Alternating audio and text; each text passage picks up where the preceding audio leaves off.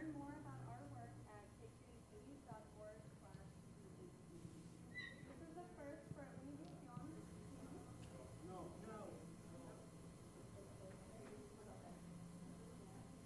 So this is the first for Univision and KQED to collaborate on a selection event. Le queremos dar las gracias al equipo de Univision por todo el esfuerzo y dedicación para iniciar esta oportunidad. KQED Live is the event programming site of your favorite local public media station. We are dedicated to bringing you journalism live on stage, amplifying our local Bay Area culture, and deepening civic participation. We present screenings, talks, performances, food tastings, interactive game shows, and so much more. You can learn all about our events at kqed.org/live.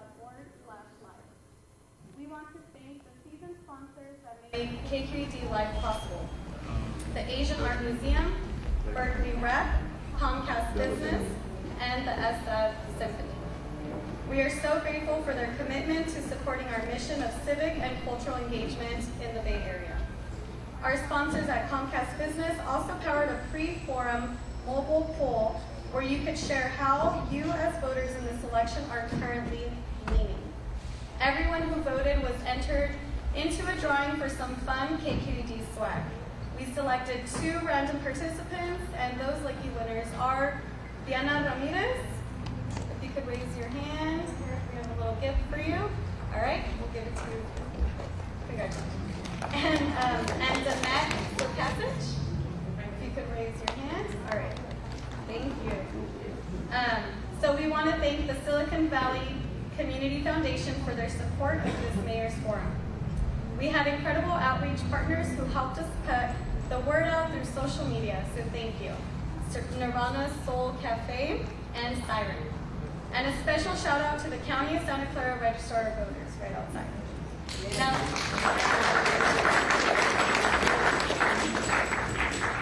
Now let's introduce Guy Marzorati, reporter and producer for California Politics and Government Desk at KQED, and Maria Antonieta Mejia, reporter for Univision.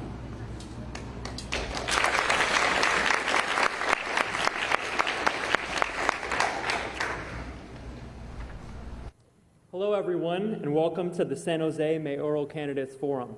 I'm Guy Marzorati with KQED, along with my colleague Maria Antonieta Mejia with Univision 14, and we're thrilled to be joining you tonight from the city's Mexican Heritage Plaza. There's just over 3 weeks left to vote in this election, and we know that there's so much at stake for San Jose. The city's next mayor will deal with some exciting developments, but also some lingering challenges: homelessness, public safety, affordability. We hope to talk about all of those topics and more tonight with our 2 candidates, San Jose City Council member Matt Mahan and Santa Clara County Supervisor Cindy Chavez.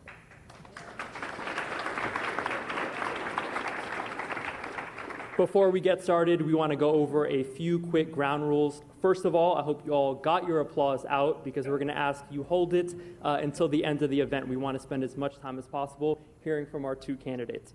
For the candidates, you're going to be getting questions from both Maria and I. Some will be directed to both candidates, some will be directed to a single candidate. You'll have 2 minutes to respond to the question, and if you'd like, you'll have a 1-minute rebuttal. We are also going to be taking questions from our audience tonight, so you can use the card that was given to you, and a producer will come around and collect those. We're also going to be hearing questions pre-recorded from San Jose residents that were submitted before tonight's debate. Those questions are going to be played out live on our live stream for viewers at home. So we are going to have a little bit of an awkward pause here while those questions play out for the live stream. After that's done, I'm going to be repeating the questions to both the candidates here in person. So again, there will be a little bit of an awkward pause there. But with that, let's get started. Maria? Thank you so much, Guy. ¿Qué tal? Mi nombre es María Antonieta Mejía de Univision 14 y me acompaña en este día Guy Marzorati de KQED.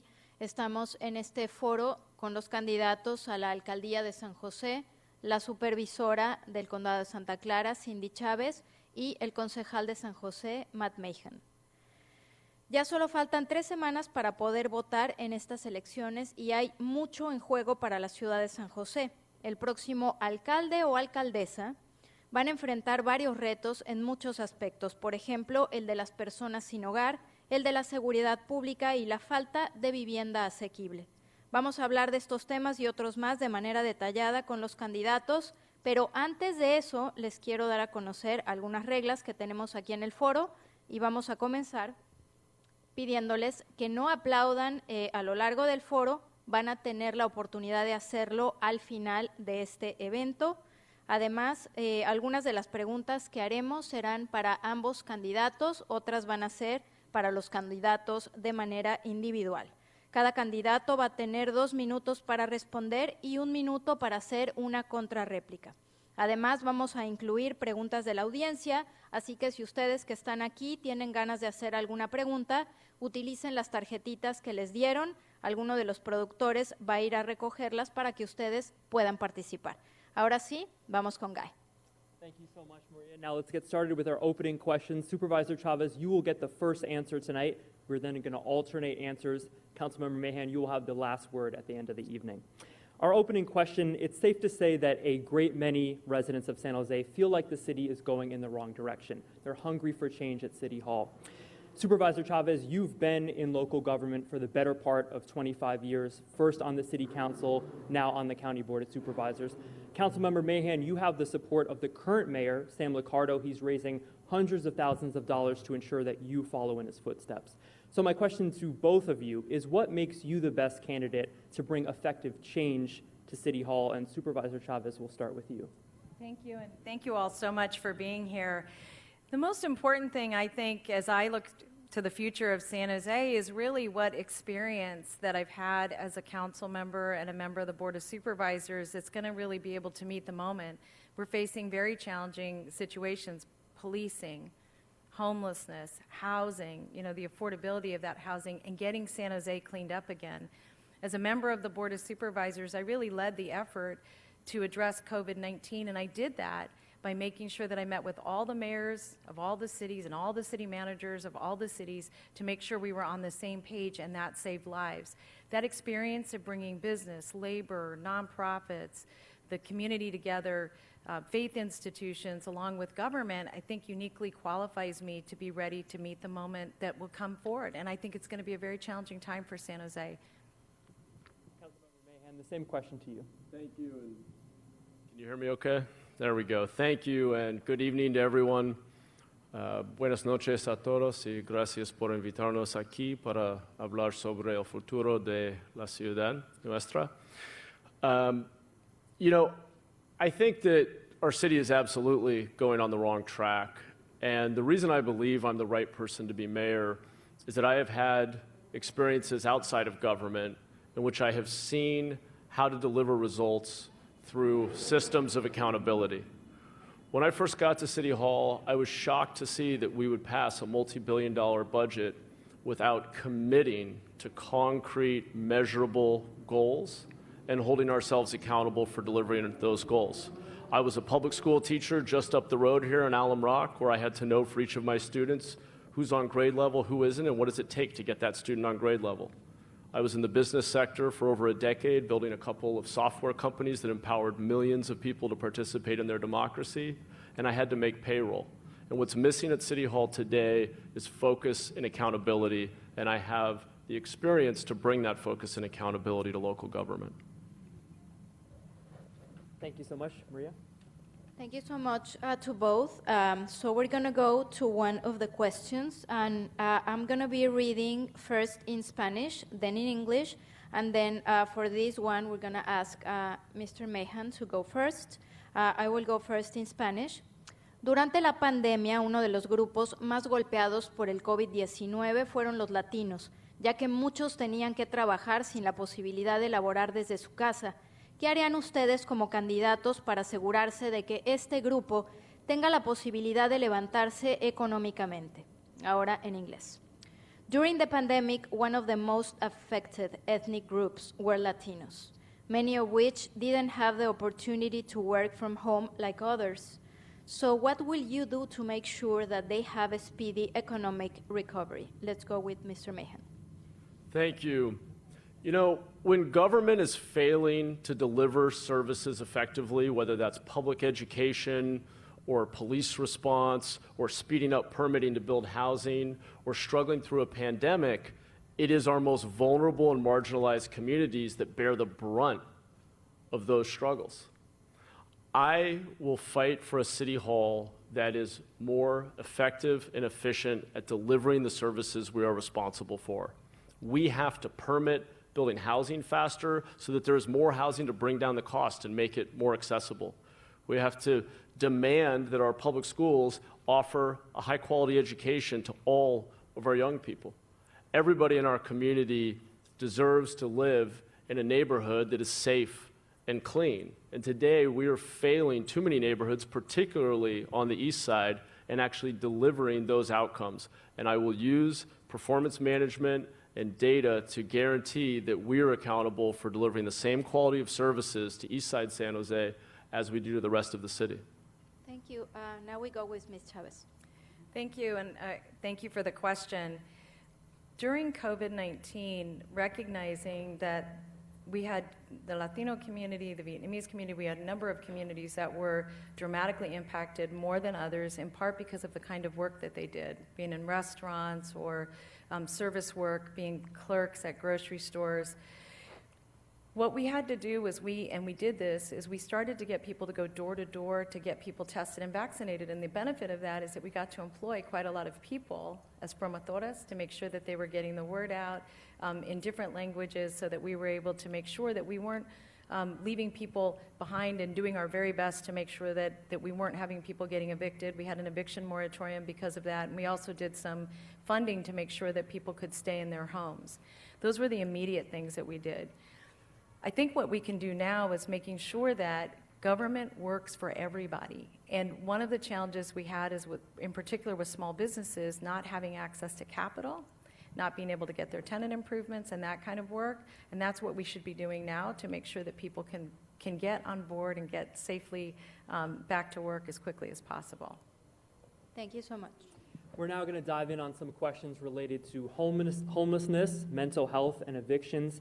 A question for you both. San Jose has just cleared one of the city's largest homeless encampments near the airport under pressure from the federal government. We know this is not going to be the last encampment of its size to come before the city.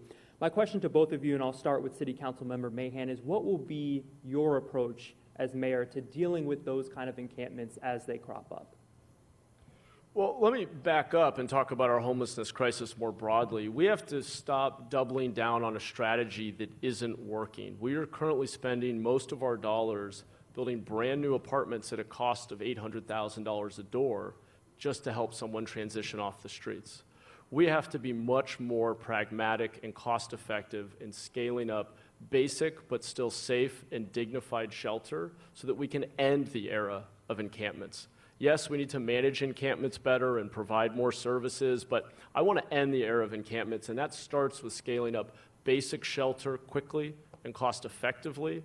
It also will require us to push our county leaders to expand inpatient care for addiction and mental illness, and to invest in programs like job training and job placement.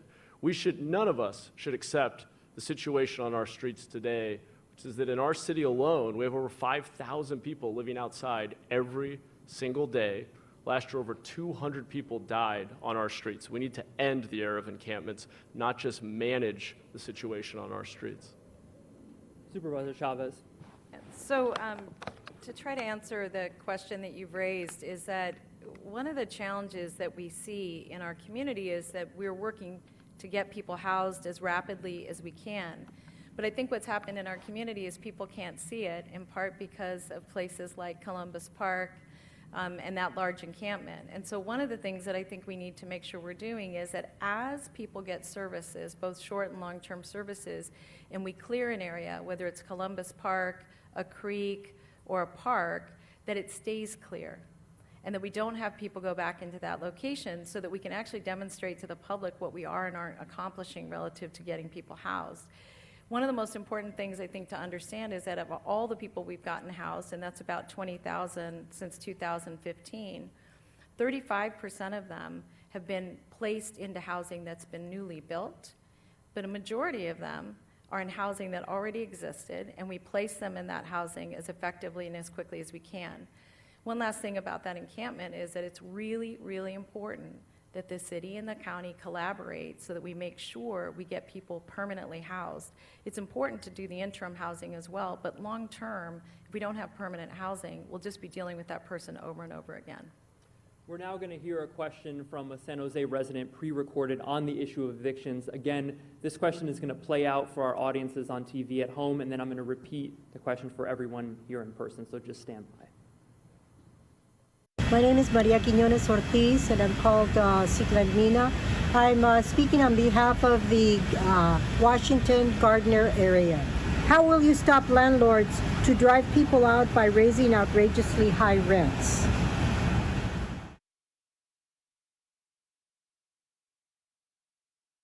The question is from Maria Quiñones Ortiz. She's from the Washington Gardner neighborhood. And her question is, how are you both going to approach the issue of evictions? Specifically, she asked, how will you stop landlords from driving people out by raising outrageously high rents, unquote. And we'll start with you, Supervisor Chavez. Thank you. One of the investments that I've made as a county supervisor, and I would want to continue to do this as a member of the city council, as a mayor, would be to make sure that we continue to allow and make available legal services for people who live in our community. Because one of the challenges is that folks don't always know what their rights are, and that investment to make sure that folks have the tools they need to stay in their homes is really important. The other thing that we have to do, and this speaks to keeping people from becoming homeless, and this is why the eviction moratorium was so important, is that we have an opportunity to, in a very cost-effective way, keep people housed. Having someone on the street who's mentally ill for a year in services is $63,000. On average, keeping people housed costs us, in one-time money, about $5,000. The other thing we have to take a look at is making sure that we're offering services, not over-servicing people, but giving people the services they need to stay in their home. Maybe that's job training, maybe that's connection to affordable child care, and really making sure we're doing what we can to keep people in the homes that they're in today. Councilmember Mahan, that question on evictions to you, and I guess the flip side, how you'll deal with landlord-tenant issues as mayor. Yeah, it's an important question. The city actually has begun a small test of providing legal support to folks who are facing eviction. We have a number of tenant protections that are important, and I'm proud that the city has. I think, though, that when we talk about this issue, we need to move beyond just pitting a tenant and a landlord against one another in a zero-sum game. The reality is that we, in our state, have broken the housing production market and are creating a lot of bad decisions. When we talk about homelessness, when we talk about evictions, displacement, our neighborhoods with 2-3 families to a home, that all goes back to the fact that our region is adding jobs at a much faster rate than we're building housing. And the reason for that is we've created so many rules and regulations and fees and taxes that most of the folks who build housing don't want to build housing in our city or our region anymore. We've added 6 jobs for every home that we've built. So I am all for keeping in place strong tenant protections, making sure tenants' rights are protected, giving them access to the resources that they need. But these are bad trade-offs. We have to get serious about removing barriers to building up in places like downtown, in your transit, and adding housing supply to better balance all the demand that's out there so that people can find an affordable home. And we have shot ourselves in the foot on this for far too long, and that's what's leading to the kind of displacement that we're seeing. Thank you for that answer. I want to follow up with you, Councilmember Mahan. A centerpiece of your plan to deal with homelessness in the city has been around the idea of emergency interim housing, also known as tiny homes for the homeless. But when 6 of those sites, either to build them or expand them, came up before the city council in June, you actually voted no. You said the city staff should spend more time looking for an alternative to the project that was proposed for your district. Isn't that kind of reluctance, that kind of push for delay, part of how we ended up in this homeless crisis to begin with? Well, actually, I have moved forward a site that will be the largest in the city with 206 units at Branham and Monterey. Very proud of that work. We are working on a safe parking site for RVs. I have been a champion for every affordable housing project in my district, but I want to be very clear about that vote. I actually authored the memo that argued for the approach, But then, when staff brought forward sites with no community engagement, I had to say, we need to slow down and actually tell the community what the plan is and answer their questions. And so Councilmember Cohen and I, the two districts where new sites were proposed with no community engagement, with no guarantees about what investments we would make in that neighborhood to make it safer and cleaner as a result of building a transitional site, I thought that was wrong. If we don't do community engagement properly and build buy-in for these solutions, we will not be able to scale them up. Now that site, or a site in my district, will be moving forward before the end of the year. I'm fully committed to scaling up these sites, but we have to at least let people know where we are planning to build sites and give them an opportunity to provide input. And so on the safe parking site that we are moving forward rapidly, we have formed a community advisory committee in my district to give input on the site and meet with the operator. And I think that's the right approach to take if we're going to build public support for these solutions. Supervisor Chavez, Governor Gavin Newsom was in San Jose last month to sign a landmark reform to mental health care called care courts. The idea is to use the courts to push for services, housing, treatment for those with severe mental illness who we see so visibly suffering on our streets. Santa Clara County, despite widespread support in the legislature and in the public for this plan, Santa Clara County is not going to implement care courts till the end of 2024. And this comes after it took the county roughly 20 years to implement Laura's Law, which was a reform to outpatient treatment for the mentally ill. I'm wondering how you'd respond to critics who say the county and you as a supervisor have been slow to enact some of these reforms for folks with mental illness who so often end up on our streets. Yes, thank you for the question. I mean, first of all, I would just say a couple things about care court. I think care court is really important, but one of the challenges that care court does not address is the ability for us to conserve people who need help.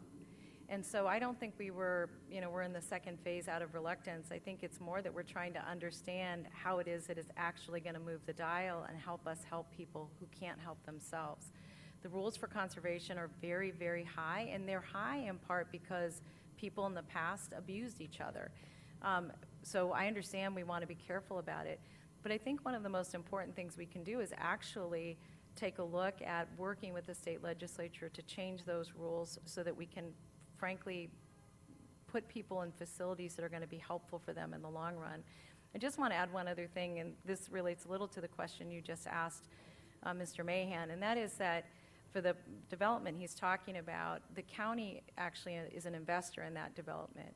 I think it is really important that we look at every single option available to us to help people, whether they're mentally ill and homeless, and look for solutions that actually have the outcome that we intend, and that we're doing it in a way that's both judicious, right, and we're doing it in a cost-effective way, but also in a way that's very assertive, because so many people are suffering on our streets, so many people. Can I jump in on that one? I think on the issue of mental health, this is a critical issue that impacts not just homelessness, but public safety. And frankly, I am a very strong supporter of care courts. I think it is a travesty that our county board and Supervisor Chavez have decided to defer something, a real solution that has finally come along for the first time in years, that San Francisco and Los Angeles have decided to move forward with, thus also putting at risk hundreds of millions of dollars that are available for implementation. What care courts does is actually give a judge the ability to mandate that someone go into inpatient treatment, which is exactly the kind of solution that we need when we have thousands of people on our streets suffering from severe mental illness. I want to give you a chance to follow up on that. Thank you. First of all, it doesn't actually do that. What it does is it gives us an opportunity to work with people who are seriously, who have psychosis of some kind. We think between 15% of the people statewide that have this problem that are either homeless or not homeless but need services. It gives us an opportunity to put services around that person and try to persuade that person to take services. But they still have to go through the same process for conservation. Now, there's only one difference, and the difference is a judge can say to the conservator, I want you to take a look at this person, so they can make a direct referral. But that That's the only change in the legislation. And it's important to understand that, because whether it's AOT, Laura's Law, or this, when we tell the public that they're going to get this outcome, and this is really not the outcome we're going to get, it further builds distrust. And in addition to that, it also makes people very nervous. Now, we didn't defer it because we didn't want to engage. In fact, I'm not sure we deferred it. I think we're in the planning stages of implementing this in the most robust way we can. And by the way, Judge Manley, who's part of our court system, played a leadership role in developing that. He's playing a leadership role in helping us implement it. I do want to move ahead. Council member, I have a question for you from an audience member on Instagram, Flor de Abril. She says many homeless residents in her South San Jose neighborhood live in their cars and add to the parking congestion for residents. I'm wondering if you have a specific plan for those homeless residents who could so often go overlooked because they are living in their cars, not visibly on the streets, and then addressing congestion concerns at the same time from residents like Florida who are living in those neighborhoods. Sure. Thank you for the question. And I mentioned the safe parking site. I also want to note that the site that was proposed, where I asked staff to go back and look at an alternative, one of the reasons, by the way, was that it was right next to the safe parking site. In fact, we have 4 sites within a half mile. And I think we need to fight for an equitable distribution of these solutions all over the city and, frankly, all over the county. San Jose cannot solve the homelessness crisis in our county alone. We're about half of the county's population, but closer to 70% of the county's homeless population.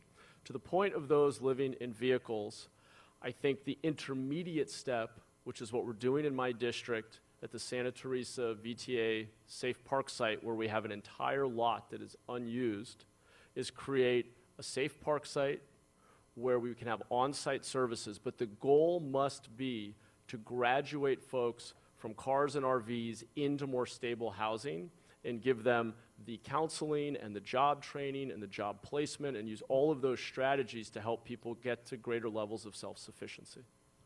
Supervisor Chavez, that same question to you. I don't know if you have thoughts about the way the city's safe parking program is playing out.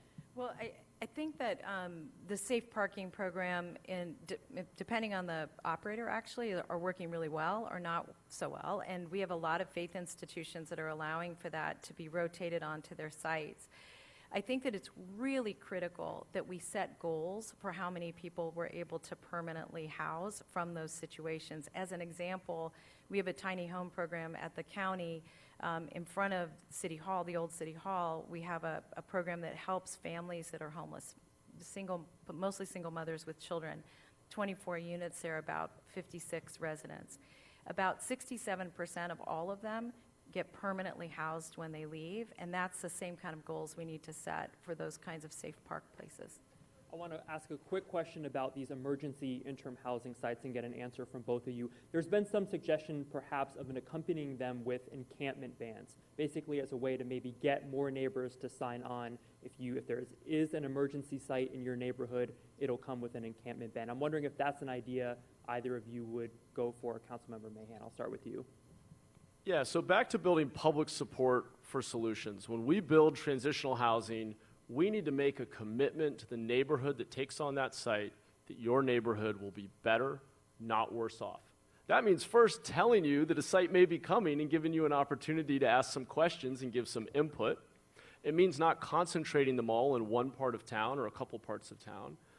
And third, very importantly, I do think that we should have a setback around these sites. We now have a setback based on a memo I wrote last year around schools. We do not allow encampments in the city of San Jose within 150 feet of schools. I think that actually should be a larger setback. I think we should have a setback from the center of our creeks because we've been sued for the amount of pollution going into our watershed.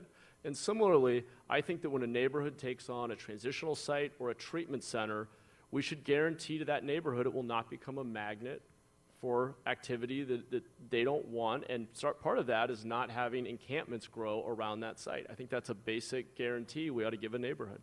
Supervisor Chavez, your thoughts on that? I think that every time we offer people services, we need to make sure that we don't have people coming back there. So what that means is that we're actually reducing the number of encampments and the size of those encampments, and we should be doing it in a really assertive way. And the one thing I just want to say to all of you who have supported Measure A and have been really compassionate about how we're handling homelessness. Even though we've moved 20,000 people into housing, we have another 10,000 people to go, and I'm not satisfied that we're done. But the importance of that, the importance of completing that process is that we need to be able to show you our work. And what that means is that we need to be able to keep those locations clear and free of people in perpetuity. Thank you both. We are going to move on to questions about public safety and criminal justice with Maria, but I just want to remind everyone in the audience, we are taking your questions as well, so if you have them, jot them down. A producer will come around and collect them. Maria? Thank you so much, Guy. Indeed, we're going to go to the public safety. Vamos ahora a hacer algunas preguntas sobre seguridad pública y estas van a ser para ambos candidatos y después individualmente. Vamos a pedirle primero a Cindy Chávez que nos conteste esta primera pregunta y voy a comenzar en español. En San José, el número de policías es más bajo que en otras ciudades con menos habitantes como San Francisco. Ambos candidatos, ustedes dos, coinciden en que hace falta contratar más policías para mantener a la ciudad segura. Pero, ¿qué medidas concretas van a aplicar para que la policía contrate agentes que reflejen la diversidad étnica de la ciudad? Y además, ¿qué puede hacer la ciudad para retener a sus oficiales cuando muchos de ellos están trabajando turnos muy largos y tienen que usar horas extras para compensar por la falta de personal? Vamos ahora a escucharla en inglés. So, in English, San Jose, like other cities, faces a shortage in police officers. How will you ensure that San Jose PD hires new officers that reflect the diversity of the city? And how can San Jose Police better retain its officers, as many officers are already working very long hours and overtime? And let's start with you. Thank you. First of all, thank you for the question. And I'll just start by saying that the city of San Jose should and could hire many more officers than it has today. When I served on the city council 16 years ago, San Jose was the safest big city in the country. At that time, we had 200 more officers than we do today here in the city. We have 100,000 more people.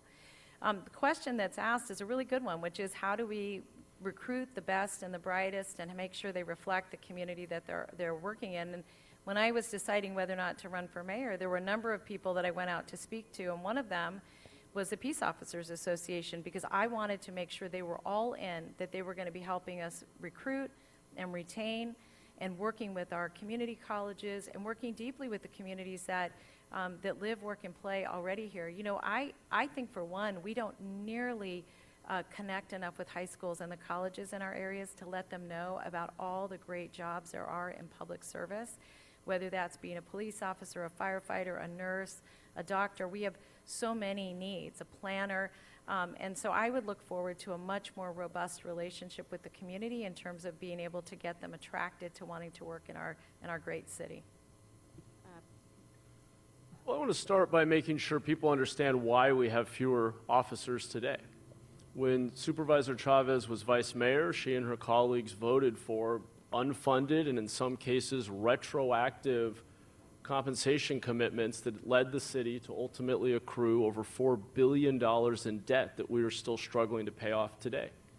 15% of our general fund, 15 cents of every dollar you pay in taxes today, comes off the top to backfill the unfunded liabilities that we accrued in the 90s and early 2000s.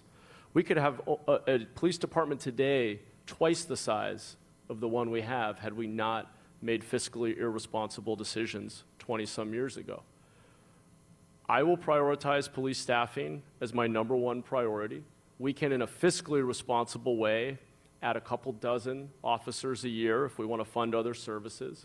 But I will also work to make sure that our officers feel supported. And right now, many of our policies do not achieve that, starting with the fact that your officers in our thinly staffed department are arresting the same people over and over again because the rest of the system is failing to intervene in cycles of addiction and mental illness and criminal behavior. If I could just respond to that, I think a couple things that I would just say. One is that what really happened here was that in 2010 and 12, then Mayor Reed decided when the economy crashed that we were going to blame public employees for that. They put an initiative on the ballot that got all of the community angry at our police officers and our firefighters. They voted to make a change to the pensions, which later had to be voted on again because it had to be fixed because part of it was unlawful, and we lost 300 officers. Part of the reason I'm so interested in being mayor of San Jose is that is a problem that needs to be fixed. The reason our officers don't feel appreciated isn't because of what Matt just said, it's because they don't feel appreciated by the city. They don't feel like they have the support of the public, and that is something that absolutely needs to change. In addition to that, the city of San Jose has spent $50 million or $45 million over the last 5 years on overtime. On overtime. That means you have enough money to hire officers. And we want people to respond. We want them to be the best and the brightest. We want them to act in the most responsible way. I do not want an officer, hour 15, coming to my home if I need them. I want a fresh, well-rested somebody who wants to be there. We can do this together, but we shouldn't rewrite the past. And by the way, it was an economic depression that crushed the whole world, not the city of San Jose. At the same time, the county of Santa Clara renegotiated all of its pension.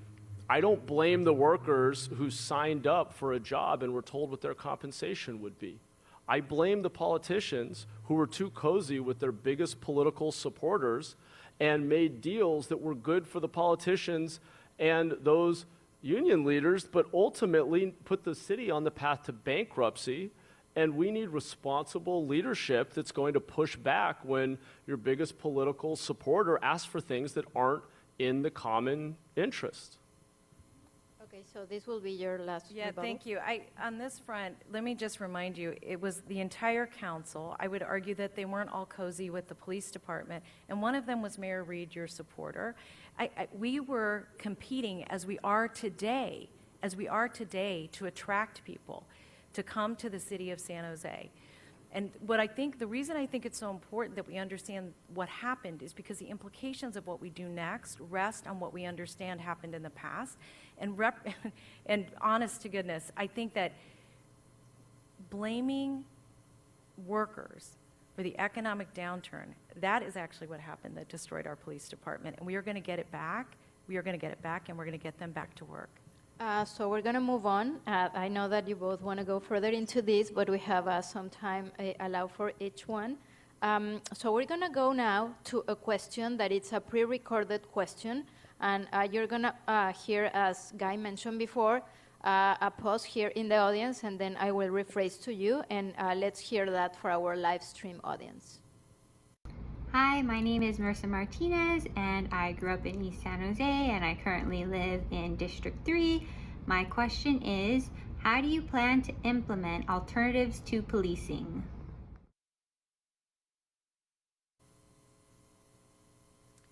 This is a question from Marisa Martinez. She grew up in East San Jose, and she currently lives in District 3. And her question is, how do you plan to implement alternatives to policing?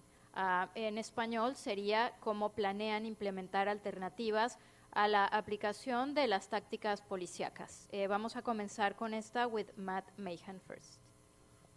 Thank you very much. First of all, let me say I think the most important investment we can make is in prevention of crime in the first place, which is about investing in our children, their education, after-school programming, job training, jobs for at-risk youth. When it comes to police response specifically, not every 911 call requires an officer with a badge and a gun. Our city and county, I think very belatedly, given that other places like the state of Oregon have been doing this for years, have begun to do a joint response in which a mental health professional is the first to respond. I think that is a great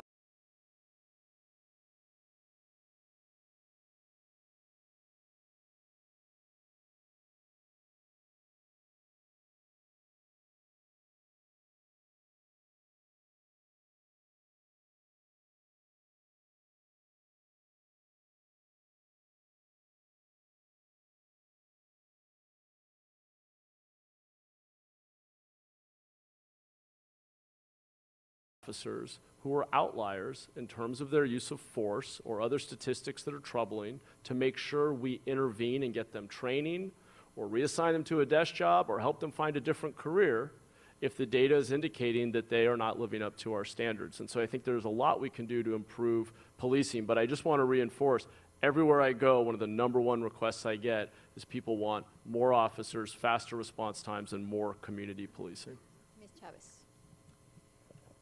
We have a great opportunity, and that is that now that 988 is a national number, and I'll just share all of that with you, that if you see somebody who's in mental distress or you are feeling suicidal, you can dial 988.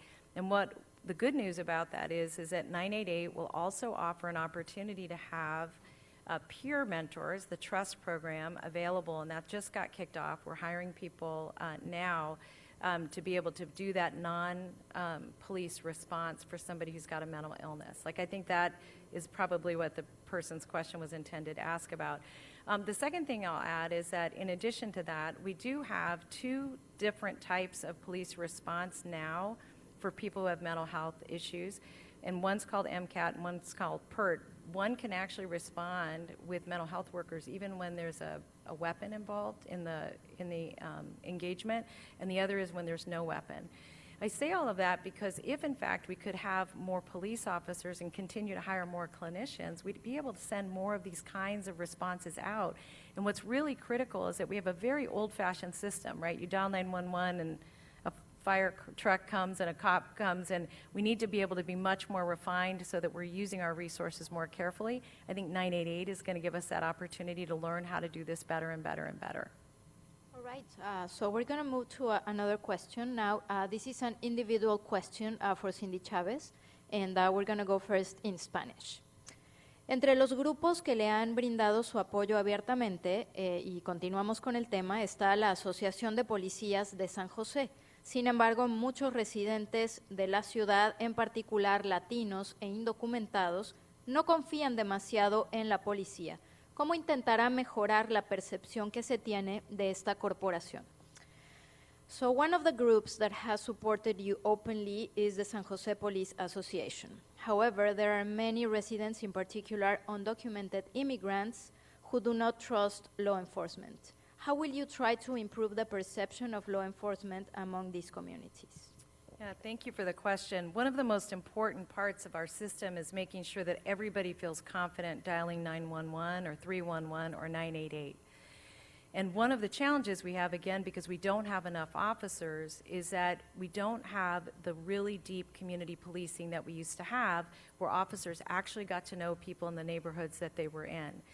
And so I think that one of the best things we could do is make sure that as we're hiring those officers, that a community policing is a core component of what those officers do to get to know their neighborhoods. And I also think it would allow us to customize the police response by neighborhood. What are the things that neighborhood is most concerned with? Are they most concerned with violence? Are they most concerned with porch pirates? You know, all of that. And I think that that's a key area. And then the other thing we've done, and I think Chief Garcia really did this before he left, was making sure that people knew they weren't being asked if they were documented or not. And I do think that most people in our community understand the difference between San Jose police officers and immigration. And I think that that conversation and that continued leadership from people like Chief Mata is going to be very, very important for the community. Thank you so much. We have a question from our audience, and it says, what has been biggest successes in your current position? What lesson had you learned from your experience that you would bring to the mayor's office? And I will ask this to both of you because it comes from our audience, and then I'll continue to the individual question with Mr. Mahan. So you can start. Oh, thank you.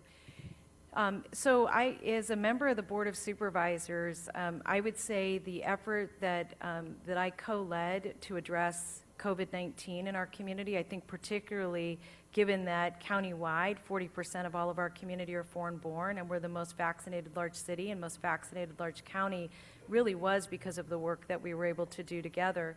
The other thing I would just say is that I played a leadership role in making sure that when St. Louis and O'Connor hospitals were going bankrupt and the DePaul Center, that we bought those hospitals, the county did. That saved 451 beds and 2 emergency rooms in our community. So that to me, that we did that before COVID, thank goodness. We didn't know COVID was coming, but it was a blessing that we did that. You know, we as a county test rape kits faster than any other county in the nation, and I led that effort, and to make sure we did not have a backlog anymore in our community for those kits. And I'll just add one other that I think is just really important, and that is that we have a child advocacy center here that allows us to interview a child that's been abused, interview them one time, have all the services around that child and their family, and that is a multi-jurisdictional approach to making sure that children are safe in our community that combines nonprofits as well, and that's a partnership that I also had with the district attorney's office. Thank you, Ms. Chavez, and we go with Mr. Mahan on that. Thank you, and I'll just touch on a couple quickly as well. So first of all, I'm very proud of the transitional housing site that we were building at Branham and Monterey that came up earlier. We were using prefabricated modular units on government-owned land. It'll be the first site in the city that will stack them 3 high with shared on-site space for counseling and job training. And it's that kind of innovation. We're cutting the cost of bringing someone indoors by a factor of 4. We're going to have to do things faster, more cost-effectively, more pragmatically if we're going to turn the corner on street homelessness, which has grown worse despite the fact that we're paying more. I want to talk about the 311 app briefly, which delivers basic city services. When I began chairing our Smart Cities Committee, 2/3 of residents had a bad experience using that app. After a year and a half of using performance management techniques to isolate what wasn't working and improve service delivery, now 2/3 of residents say that they have a good experience using the 311 app. So I think it's that kind of focus, measurement, and innovation that we're going to need to do more with our limited public dollars. Thank you so much, and now we're going to go with an individual question for Mr. Mahan, and this is first going in Spanish. Usted propone el uso de la tecnología para resolver crímenes, apoya el uso de cámaras lectoras de placas, pero muchos temen que esta tecnología invada su privacidad. Además de que al almacenar datos y números de placas, siempre existe la posibilidad de que esto caiga, de que esta información caiga en manos de alguien más. Por ejemplo, existe el temor de que los datos de las personas indocumentadas caigan en manos de autoridades de inmigración. ¿Cómo va a hacer usted para evitar que la información de los residentes de la ciudad sea utilizada para otros fines? And now in English. You propose the use of technology to solve crimes, and you support the use of plate readers. But many are worried about their privacy and are afraid that their private information might end up in someone else's hands. For example, undocumented residents are worried that ICE might access this database. How will you make sure that this information is used properly? Thank you for the question. And just to clarify for the audience, I've supported and actually helped get into the budget funding for automatic license plate readers, which give our officers another tool. We have a very thinly staffed police department, and when we have street racing and speeding and smash and grab robberies, we can't have officers everywhere they need to be all the time. Technology helps us to do better enforcement. But to the point of the question, it is very important, and I'm proud of the work that our team is doing at the city, that we have very clear data privacy standards, data retention standards. We delete the data on a regular schedule unless it is being actively used to investigate a crime. We have an advisory council made up of privacy experts who give us input on the policies we should implement around the collection and use of that data. So it's a very serious issue. We are taking it seriously, but our officers need more tools. And frankly, your license plate number is not exactly private information, given that it is tacked on the front and back of your vehicle. Thank you very much. So I am going to toss back to my colleague, Guy Marsorati, for questions on housing and development. If you have a question for the candidates on those topics, just remember that you have some cards and you can pass that to us. Guy. Thank you, Maria. The state of California says San Jose needs to build roughly 24,000 units of low-income housing over the next decade. My question for you, Councilmember Mahan, is how do you actually get those affordable units built? It's a great question. I'm going to go back to something I brought up a little bit earlier, which is that we have made it too expensive and too difficult to build housing, even where we want it, in places like downtown San Jose and near transit, where it will not make our traffic significantly worse and our air pollution significantly worse. So my approach to addressing housing is to remove barriers to allow investment to flow into the city to build housing where we need it. Historically, 90+%, I believe about 95% of the state's housing stock was built by private developers who got loans from a bank to build housing for a growing population.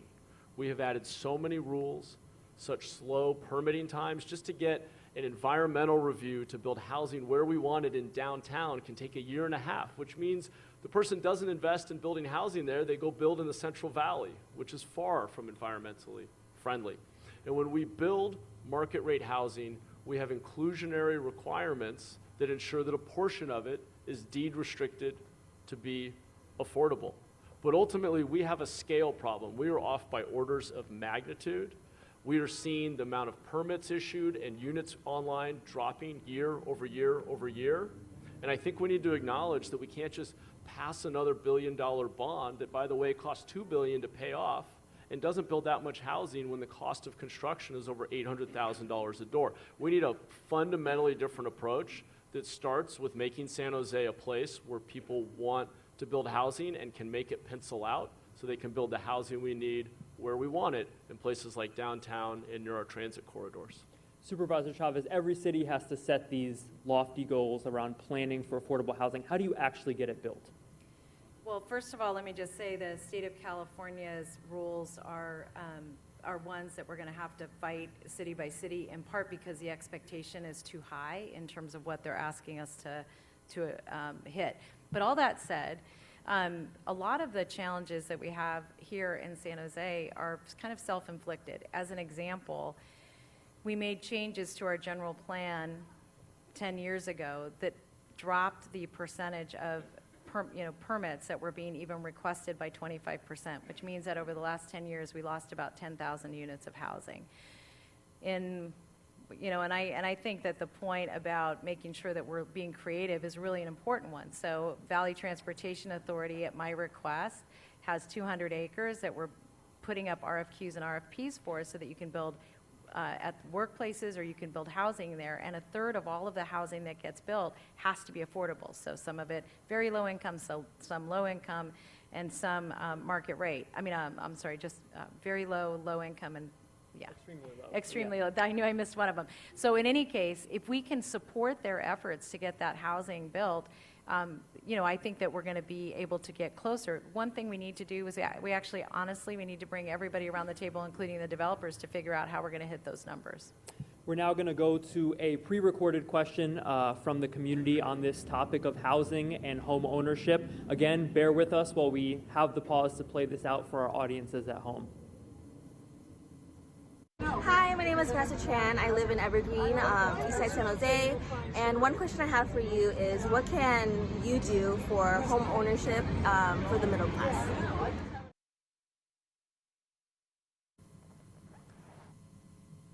The question is from Vanessa Tran. She lives in Evergreen, and her question is, what can you do to improve home ownership for the middle class? Supervisor Chavez, we'll start with you. Well, first of all, I think we can do more with the public and private sector. We have in the Housing Trust a fund that allows us to make it easier for people to get loans. In fact, the county tried this as well as part of our Measure A, our Measure A bond, and that was to be able to allow people to buy homes by putting down 3%. The fund would fund the other 17%, and then they would be able to afford the mortgage. The challenge is we don't have enough housing that's within an affordable range at all. So part of what we need to do is make sure that we're building more housing as quickly as we can in order to start to bring those prices down. The fund that we're using is partly from the housing bond, but the other part of it is from Facebook and Cisco, and it's a relatively large fund that allows us to borrow at a very low interest rate. And then what we're trying to do is make sure we can replenish the fund. So as people sell their homes, the fund will be refunded, and that way other people will be able to use that same fund. But ultimately, the most important thing we can do is build more housing at all affordability rates so it's easier for people to have access to it. Councilmember Mahan. So far and away, adding more supply has to be priority number one. And I know some folks will say, well, that new housing isn't affordable because it's so expensive to build. That's true. It's not affordable to everyone. But for every tech worker, if you will, who ends up in one of those new units, that's one less person competing for and bidding up the price of the rest of the housing stock. So we fundamentally have a market supply and demand imbalance that is the single biggest problem by far. And we've talked about that a little bit. I think we can also be more innovative and creative at opening up opportunities for home ownership. And I'll just give you an example or two. We have developers who are considering whether or not to build in San Jose right now, who are thinking about how long our permit processes take, how high our fees are, whether or not they want to bet on San Jose.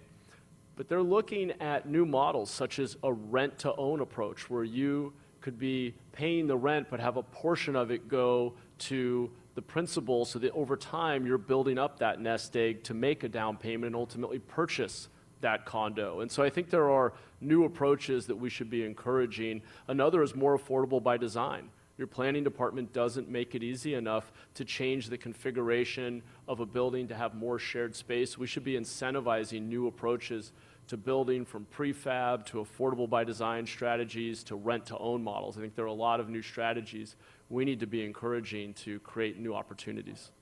Councilmember Mahan, last year you voted to approve a new housing commercial development near the new Barry Essa BART station on the site of the city's historic flea market. I want to know what steps you're going to take as mayor to help the flea market vendors who will be displaced in the future by this project, and then how you're going to hold those landowners accountable for the development agreement that they made with the city. Yeah, it's a great question. So we actually, as a council, got the developer to contribute millions of dollars into a fund to support those vendors through this transition. And the reality is that any change, any development is hard. It creates trade-offs, and we absolutely need to do everything we can to support the most vulnerable folks who are affected by change. So what we're doing in that case is creating with the developer, the intention is to create a public market. It won't be as large as the one that was there, but to help as many of the current vendors actually still operate out of that site. We have the ability through our economic development department to find vacant storefronts in other parts of the city, try to help people transition into that opportunity. We have another flea market in the city, and there's a question of, can we identify another site somewhere for a flea market that is much like what is being displaced. But I also have to say, it has been our fear of change that also prevents us from building the housing that we need. And so it's a tricky situation. We have to be able to continue to evolve and to grow and to add housing. We just have to make the investments, which we're doing in this case, to protect those who are most likely to be negatively impacted by that change. Finding that new site, though, is that a priority for you as mayor? Yes, absolutely. And I have spoken with some of the vendors, and I will absolutely do everything I can to help them find a new site. It may not look like what was there. We often can't go back. We have to find better solutions going forward that may look different from the ones we've had. Supervisor Chavez, voters in San Francisco, Santa Cruz, and Berkeley this November are going to vote on a proposal to tax owners of vacant residential units. Supporters of this idea say it'll get more rental properties out on the market. Opponents say, no, it's actually just going to stop the new construction of homes. Should San Jose enact a vacancy tax? I think it's funny, we just got this question at a forum the other day, and I want to do a little more research on it. I understand the intent behind it, but I'm also worried that, frankly, that there may be some unintended consequences that I haven't yet studied. I will say, and I just want to go back to this point, that I think it's really, really important to continue to build new housing. I think it would be, and as I think about the vacancy tax, what I worry about is whether or not people make it more Airbnb instead of actually a home for people to be able to move into. So I have a lot more homework to do on it. I'm interested in the idea because I think we have to look at every single alternative, whether that's looking at, manufactured housing or new innovative ways to build it. But I don't know that yet. I need to do some more homework on it. Councilmember Mahan, do you have thoughts on the idea of a vacancy tax in San Jose? I think there are a lot of potential unintended consequences, but I do think there are extreme cases. There's one in my district that actually involves retail space, not residential, where a storefront has remained empty for over a decade. It's becoming a blight in the community. And frankly, in those extreme cases, yes, I think we need to price in what you might call the negative externality of having a site that's just sitting empty because somebody is just banking that land and is indifferent to the cost. And so better pricing that so we can invest in beautification or incentivize them to make more productive use of the land, I think is an appropriate tool, but I would only want to use it in pretty extreme cases. There are plenty of legitimate reasons why a property owner might want to leave an apartment vacant for leave it open for a couple of years, as maybe there's a change in their family or whatever other situation. And I want to be careful that we're not overly intervening and meddling in people's personal decisions with their private property. I want to turn to a question from our audience. You both have said you want to increase the supply of housing in San Jose. This one audience member asked, when you say we need to cut regulations in order to incentivize home building, what specifically, if anything, would you reduce? Supervisor Chavez, I'll start with you. Thank you. What I would do is that the city of San Jose used to allow for 4 general plan amendment changes a year, and now they only allow for 1. I would still go back to adding 4 because I think that's very important. Second is that I think we have some developers, frankly, that we've worked with and that the city has worked with, that they've built up the trust of a neighborhood and communities, that they should be able to move a little faster than those who may be newer to the community. So I think that's another way. But probably the most important thing we can do is hire enough people to work in our planning, building, and code enforcement department. We're short 26% of the people who work there, and because of that, it slows everything down. And if you think about it, planning, building, and code enforcement is the nerve center of a city. It's how you make sure new businesses can come on board, new housing can come on board. If people want to upgrade their homes, that they can do that more quickly and more rapidly. So making sure we hire there, and in the interim, having a public-private partnership or expanding the one that we have so that we're able to get rid of the backlog as we restructure that department, because that's one of the areas where we need to really retain talent, and it's not structured in a way to do that today, but it would be a priority for me, because all the things we talk about, whether it's policing or community centers or library hours, all of that is dependent on the planning, building, and code enforcement department being able to operate in an optimal fashion. Just a quick follow, and I'll put this to you, Councilmember Mahan. This idea of staffing up the planning department, there is a lot of vacancies, hiring is a problem there. Is it just paying more money? How are you going to actually change that? Yeah, I think it's 2 things. I think it's the way it's structured. So what happens is it's a fee-for-service model in the city of San Jose for many parts of it, but for this department in particular. And so what happens is when the economy dips and there's not as much money, we start laying people off from that department. What would make more sense to me is to invest some general fund dollars so you keep that department steady the whole time. Because if you think about it, as the economy dips, then we're starting to hire people as the economy goes up, and we're behind every single time. So one thing is to make sure that it probably is paying people better, but it's also looking at career ladders so people will want to stay with the city of San Jose, because we get these really talented, smart experts, and then we lose them to the private sector. Councilmember, I'll give you a little more time for cracks at both of these questions. First, from the audience, specific regulations that you would cut, and then second, this question about the planning department. How do you solve these staffing issues? Sure. So on the regulatory question, one example I would give you is that we have a requirement around ground floor commercial building, where if you're building a residential building, an apartment building, we have requirements around building out ground floor commercial, even if vacancy rates in that part of town are incredibly high. And the developer just writes it off and says, there's no economic value to this, the city's just forcing me to do it. What's the effect of that? It makes every apartment above it that much more expensive, because we are mandating that they build something that, from their view, has no economic value and very well may sit vacant. So we should be smarter about that. In key commercial corridors, we should preserve that requirement. On secondary side streets that are not critical commercial corridors, we should relax it or remove it. We should be much more flexible in how we implement rules like that. A second example would be environmental review. In strategic places like downtown and around some of our higher frequency transit hubs where we want to encourage development, we should pre-authorize and programmatically conduct as much of the review process as we can so that it is as close to plug and play for the person bringing forward that project as possible. We still treat these applications as a one-off bespoke project when we're building most of the same things over and over again, and we should be absolutely pre-planning, programmatically clearing most of those hurdles so that it's not taking 18 months just to get through the CEQA process.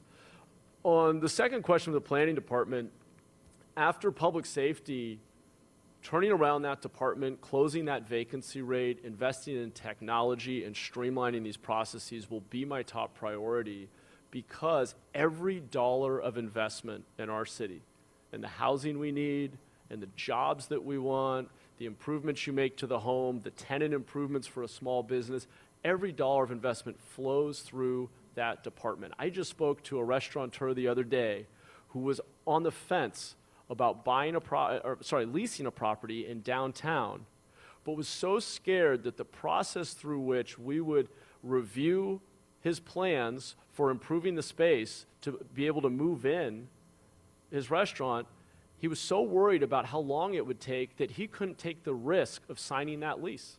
So we lost what could have been an investment in a great restaurant downtown specifically because of his fear that he could be stuck for 6, 8, 10 months waiting to get clearance to actually open his restaurant. We miss out on those kinds of opportunities all the time. Thank you both. Maria?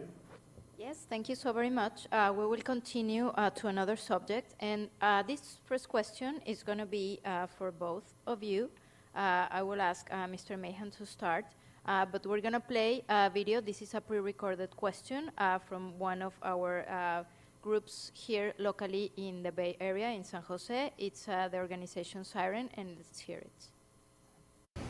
Good evening, San Jose mayoral candidates. My name is Marisela Gutierrez, and I'm the executive director of Siren, a local immigrant and refugee rights organization based in San Jose. My question to you is, knowing there's an active campaign to allow non-citizens to vote in local elections, if elected mayor, how would you vote on the matter? And what are your thoughts on the matter? Thank you very much. So I will ask this question to you. This is from Marisela Gutierrez, Executive Director of Siren, as I was saying, a local immigrant and refugee rights organization based here in San Jose.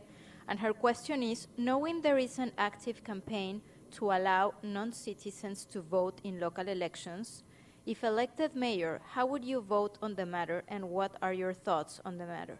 And I will say this in Spanish. Esta pregunta es de la organización Siren de San José, que ayuda a los inmigrantes, a los refugiados aquí en esta ciudad. Y su pregunta es, a sabiendas de que hay una campaña para permitir el voto de los no ciudadanos aquí en San José para que voten en elecciones locales, si ustedes fueran elegidos alcalde, ¿qué es lo que harían? ¿Cuáles son sus pensamientos y cómo votarían en este asunto? Now we'll go to Mr. Mahan. Thank you for the question. So I don't support expanding voting to non-citizens because I think there is a better approach that the community supports, which is focusing on expanding pathways to citizenship. People who are here, working hard, raising their kids here, paying taxes here, who want to make that commitment to our country should absolutely have a pathway through which they can become full legal citizens and with it earn the right to vote. As I've gone around the city, including to many of our immigrant communities, I've heard over and over again that citizenship is an aspiration. One of the proudest days of their life was becoming a citizen. And I think that most of our community, and myself included, views voting at this point in time in our country's history as a fundamental right and responsibility of citizenship once someone makes that commitment. And so I think, and in fact, as mayor, I will be a vocal advocate for expanding pathways to becoming citizens and encouraging folks to take advantage of those pathways. Yeah, thank you for the question. For the last, I don't know, maybe 25 years, I have played a leadership role in continuing to fight for immigration reform. And I think that the desire for people to vote is because they're so tired of waiting for the change to happen that they've been working on, and including Maricela's organization, for generations to fix the immigration system. I don't support non-citizen voting.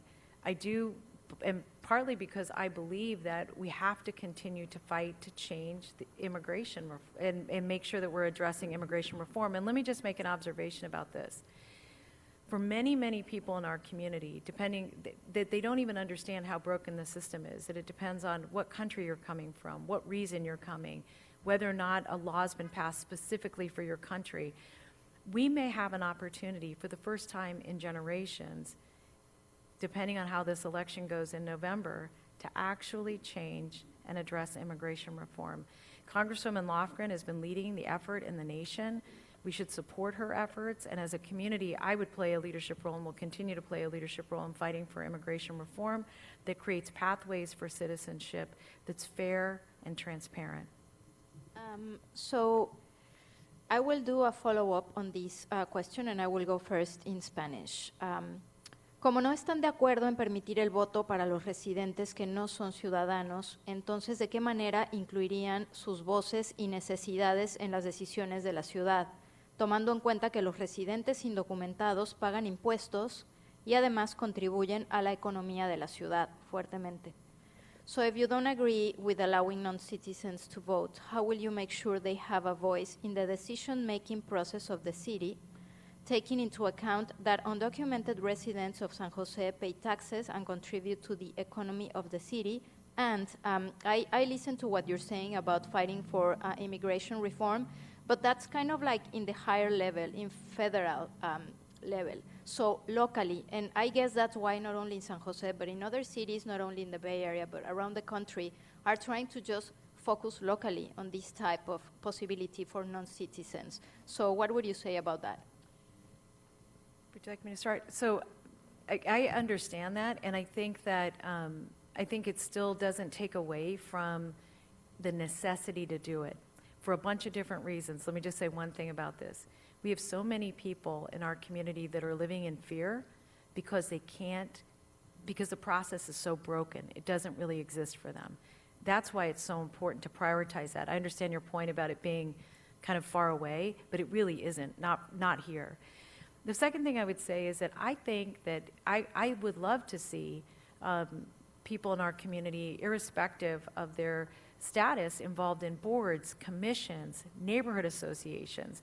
When I served on the city council, we had this incredible program called the Strong Neighborhoods Initiative that I helped start that taught neighborhood leaders leadership skills, taught them how to get involved in getting the city to respond to them, frankly, taught the city how to respond to the community. So I think there are lots of roles for people to play on boards and commissions, and I don't want to stop that at all.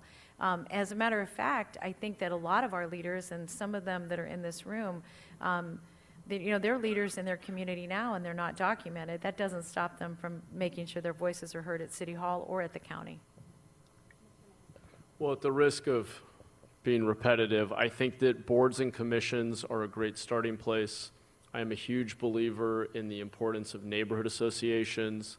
In fact, my office in the District 10 office has actually helped 5 new neighborhood associations be created. We've gone out door to door. We do neighbor days where we bring people together to meet their neighbors. We know that neighborhoods where people are connected and on a first name basis with one another are safer and healthier and happier places. And so I think starting at that really grassroots level with supporting our neighborhood associations, our neighborhood watch groups, and making sure that city boards and commissions are proactively, in language, in culturally competent ways, reaching out to all of our residents so that those bodies at that most local level are reflecting the true diversity of our city is where I'll be focused. All right, so we're going to move on to another question, and this is an individual question for Ms. Chavez. Usted encabezó la campaña para prohibir la venta de combustible con plomo en el aeropuerto Reed Hillview de San José. Sin embargo, los aviones que despegan y aterrizan ahí pueden todavía cargar combustible con plomo en otros lugares. En caso de convertirse en alcaldesa, ¿cómo piensa asegurarse de que los 52,000 residentes que viven cerca estén a salvo de los efectos nocivos de este combustible? So now in English, You led a campaign to prohibit the sale of fuel with lead in the Reed Hillview Airport. However, planes that take off and land there can get this type of fuel anywhere else. In case you are elected, how will you protect the 52,000 residents who live around that area and can be affected negatively? Thank you for the question. This is one of those instances where we're pushing as hard as we can and we really need the public's help. And so let me just explain what I mean by that. Reed Hillview Airport has had 52,000 people living right around it for so long, and it's really a mismatch of land uses. So that's one issue. The second issue that you're raising is a really important one, which is piston engine aircraft is still it's the single largest lead emission in the air in our country in terms of if you're going to get poisoning from it. What we did is we, in January, said we're not selling any more leaded fuel. The FAA in February sent us a letter telling us that we had to start selling leaded fuel again. So we are in a process right now with the FAA trying to make sure that we can continue to primarily sell unleaded fuel at that airport. In addition to that, we're looking to the EPA to have them find endangerment findings so that really it's saying you can't sell this fuel anymore, which is what we're trying to get a national movement around. Because in addition to the 52,000 people who live around Reed Hillview, we think there are thousands and thousands of families living around the 20,000 airports in the country. And just a little bit of lead causes permanent brain damage for children, permanent. So what we would have to do is we have to keep on the FAA, we have to keep pushing the EPA, and we have to work between the city and the county to make sure that Reed Hillview Airport doesn't take any more airport improvement grants, so by 2031 we can in fact close that airport. Thank you so much. And now we're going to go to an individual question for you, Mr. Mahan. And I go first in Spanish. Su campaña confirmó con la publicación digital San José Spotlights a fines de septiembre que varios trabajadores de la campaña, de su campaña, fueron contratados de manera incorrecta como consultores y no como empleados. El error implicaba que estos trabajadores no recibieron todos los beneficios requeridos. ¿Qué más nos podría decir sobre este error y cómo es posible que se haya cometido? Quisiera escuchar de usted el proceso desde el principio y si usted contrató a estos empleados. And now in English. So your campaign confirmed with the San Jose Spotlight publication at the end of last month that several campaign workers of your campaign were not classified correctly and were hired as consultants instead of employees, which means they were not receiving the correct benefits. Can you explain to us how that happened and walk us through the process, and did you personally hire those employees? Thank you for the question. So we are running an incredibly grassroots campaign, taking on the political establishment. Our campaign is full of high school and college students and volunteers, and I'm incredibly proud of the campaign that we have run. Our campaign manager was on a gap year from college. Most of our campaign staff, many of whom are here in this room, were in and out of the campaign on short-term stints. We treated them as such. We then, of our own accord, contracted a labor expert to review our practices and decided to in an abundance of caution, to reclassify a couple of our campaign staff as full-time employees. There's a new state law, AB 5, that makes it much harder now to be as flexible in how we hire people. In fact, sadly, we have some young people who we can't pay a stipend to because it's too risky according to the new law. And so we have people that we've had to say, I'm sorry, you can only participate as a volunteer. We can't even give you this stipend. So it's unfortunate, but state law, labor laws are changing and tightening. We're responding. These are new laws. We made the change immediately. But the bottom line is, I'm incredibly proud of how grassroots this campaign is, that we have dozens and dozens of high school and college students running the campaign. We have not had one complaint from anyone working on the campaign. And like I said, the moment that was brought to my attention, we addressed it with the input of experts. Just want to add, were you involved in any of the first hiring of these employees? And once you found out about it, so this action was taken like immediately? Yes, after consulting with a labor expert, absolutely. All right. Yeah. Thank you so much. Who, by the way, noted that this is actually how most campaigns operate. I think we're all catching up with these new labor laws that make it much harder to flexibly employ particularly young people who may not be working full-time, maybe students, maybe on a gap year. So, yeah, we moved immediately once getting the information. All right, thank you so much. We have some general questions, and also some questions from our audience. I'm going to go with some of our audience right now.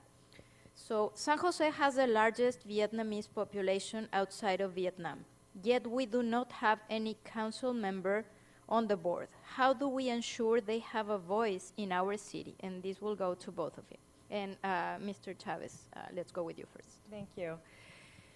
So I think that's a really important question, and I know that at least in my work on the Board of Supervisors, I've really prioritized my partnership and my friendship with the Vietnamese American community. And as a matter of fact, we built the Vietnamese American Service Center, the first of its kind in the country, and it's focused on providing services of all kinds that are culturally appropriate and language appropriate, from pharmacy to after-school programming to ballroom dancing and senior nutrition. It's really an amazing program. We did a program to ensure that nail salons had the opportunity to be healthy nail salons, because we had so many young women working in them of childbearing age that were having challenges with their health because of the chemicals that were used and not having good filtration in them. And so I could go on, but those are some of the priorities for me. As it relates to getting people involved, I think we have to make sure that we have, that we're developing leadership. I have a chief of staff, the first Vietnamese American chief of staff in the county of Santa Clara, Betty Young, who is on my staff now. And I think we have to find these young people, continue to encourage them and encourage them to run for office. We have quite a lot of people running for office right now from the Vietnamese American community. Thank you so much, and Mr. Mahan. Well, I'm the only candidate for mayor who's supported all of the Vietnamese candidates running for city council, because I think representation is critically important. I think it's wrong that our city is nearly 40% Asian American and does not have one Asian American representative. I think actions speak louder than words. I'm supporting the only Vietnamese candidate running for city council in this phase of the election, in the runoff. As mayor, I will actively reach out to the Vietnamese community and all other communities that are not represented on the council, not just to invite them to apply for jobs in my office, but to encourage them to run for office so that they too can be colleagues on the council. And I want to work with a council that reflects the true diversity of our city. Thank you so much. We have some more general questions, but I think we're going to go with Guy now. Fantastic. So we have one more question to wrap up the night, and it's about civic engagement. We're going to ask both of you about this. Just over a half century ago, in his very first State of the City address, the late Norman Mineta said, quote, "Our city will not move unless it's given a solid push. That solid push on the part of you, the residents, is your involvement." So my question to both of you is, how will you involve? How will you engage? How will you mobilize San Jose residents to give the city that solid push? And I'll start with you, Supervisor Chavez. Thank you. And first of all, it's lovely that you chose Norman Y. Mineta and his example.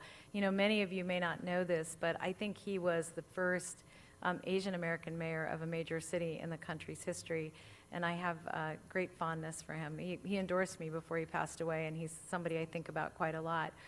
And you know what he told me? His favorite job ever?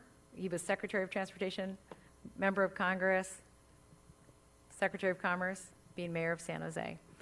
But I think that one of the best opportunities we have is not just running great grassroots campaigns and engaging people, but I want to just emphasize the Strong Neighborhoods Initiative. I would like to reestablish that in every single city council district. I want every council district to have a month or a time where they're the primary focus of the mayor, to go out to that council district and make your mayor day that in every single one. I think it's really critical that we engage neighborhood leaders in decision-making, including, we had a sunshine ordinance that when I was there that hasn't been used in a long time that alerted people to really interesting and important things that were going to be coming down the pike, and not just gave them a little tiny postcard, but really forced the city to get out there and let people know what was happening, so we weren't surprising them with new developments, and that we were really engaging people. So, Strong Neighborhoods Initiative, citywide, making sure that everybody had an opportunity to tell their city what they thought and be involved in making it healthy, clean, and safe. Thank you. And Councilmember Mahan, you've talked tonight about building a grassroots campaign. If you're mayor, how do you carry forward that energy, engagement, involvement? And should be your last word of the night. Sure. Well, first let me say Norm Minetto was a great leader, and I'm sad that I never had the opportunity to get to know him, but he's an inspiration for our whole city. I am proud to have the endorsement of 4 past mayors and the San Jose Mercury News, and I think they've endorsed our campaign because of how grassroots it has been. We have, as I mentioned before, dozens and dozens of high school and college students from every imaginable background, every neighborhood in this city helping to run the campaign. Through them and our other supporters, which now number nearly 40,000 residents who have signed up for our campaign, we have organized over 300 meet and greets in every neighborhood across the city, in front yards, backyards, small businesses, city parks. We're taking this campaign out to the people of San Jose to talk about change, because so many of our current policies are not delivering the outcomes that we need. And I will continue in office to reach out to the community, to be honest with the community about the policies that are not working, and to advocate for a change in direction when we aren't getting the outcomes that our community so desperately needs. All right, thank you both. Maria? Thank you so very much to all of you. Hemos llegado al final de este foro. Le agradezco a ambos candidatos por su tiempo y respuestas. Gracias a mi compañero Guy Marsorari de KQED y a Univision 14, a los patrocinadores y a la audiencia por su participación. Si quieren saber más sobre los candidatos y sus propuestas para esta contienda y para todas las demás aquí en el área de la Bahía, los invito a que sigan la cobertura de Univision 14 a través de nuestra aplicación, y también pueden revisar la guía electoral bilingüe de KQED. Pueden ir a kqed.org/guía electoral, y ahora se los voy a decir en inglés. With that, I'd like to thank both candidates for their time and responses. Thank you, Guy Marsorati. I guess I got the right pronunciation from KQED and Univision 14 Cruz.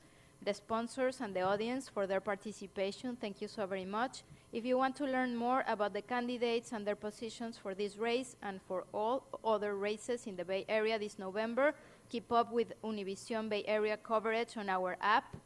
And you can also review KQED's bilingual voter guide at kqed.org/voter guide. And for the guide in Spanish, visit kqed.org/guía electoral. With that, I thank all of you. It was wonderful to share this moment with you. We feel very excited for this historic bilingual forum with the candidates for Mayor of San Jose. Gracias. Thank you.